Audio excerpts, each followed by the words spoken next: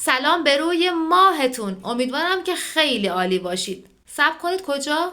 3 دقیقه تو کانال بمونید. میخوام چند تا فکت روانشناسی عالی رو بهتون بگم. فکتور روانشناسی به چه دردمون میخوره؟ ما میتونیم از پشت پرده آدما یه سری رازهایی رو بفهمیم که در مواقع ضروری ازش استفاده کنیم. بتونیم با استفاده از این فکت‌های روانشناسی خودمون رو جذاب جلوه بدیم، یه آدم کاریزماتیک بشیم. همینطور مواظب باشیم که دیگران از ما سوء استفاده نکنن. پس مطالبی که میخوام بهتون بگم، فکتایی که میخوام بهتون بدم خیلی مهمه. ما نه حرف اضافه داریم، نه تبلیغ داریم، نه جس بهتون یاد میدیم، نه ادابازی. فقط فکت روانشناسی واقعی که با اونها بتونید جذاب باشید. این ویدیو رو چند بار نگاه کنید. 3 دقیقه هم بیشتر وقتتون رو نمیگیره. من فیروزه هستم، مشاور تربیتی. با من همراه باشید. بریم بدون حرف اضافه اولین فکت رو بگم خدمتون. اولیش چیه؟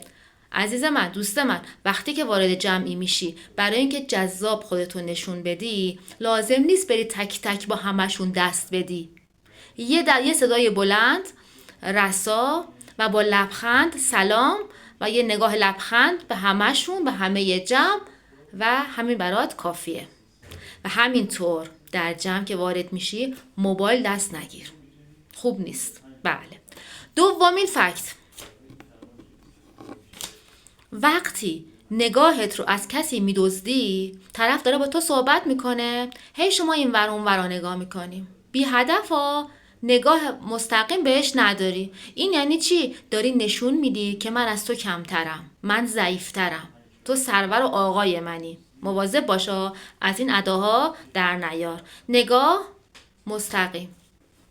خب مورد بعدی، فکت سوم، اگه پسری خوب گوش کن. اگه یه وقت یه دختری بهت گفتش که من از تو خوشم نمیاد به این دلیل و به اون دلیل و به این دلیل، در 90% مواقع تجربه نشون داده که اتفاقا از شما خوشش میاد. فکت چهارم، اگر رفتی یه جایی نشستی و اون دختر هم بود، یا رفتی کنار یه دختر نشستی و از کنار تو بلند نشد، همون دختر مورد نظر از کنار تو بلند نشد و فقط نگاهش رو عوض کرد، این یعنی این که از تو خوشش میاد، طبق تجربه هایی که روانشناسی میگه. فکت پنجم، خوب دقت کن. وقتی کسی داره با شما حرف میزنه و مدام اینور و اونور رو نگاه میکنه بی هدف، یعنی چی؟ یعنی یه جایی حرفش داره دروغ میگه. دریاب. جالب بود؟ بعدی، فکت بعدی، خوب گوش کن. وقتی کسی رو دیدی که داره راه میره، پشت دستاشو به پشتش بسته، این نشانه قدرته. یعنی طرف کاملا به محیط مسلطه و کنترل داره.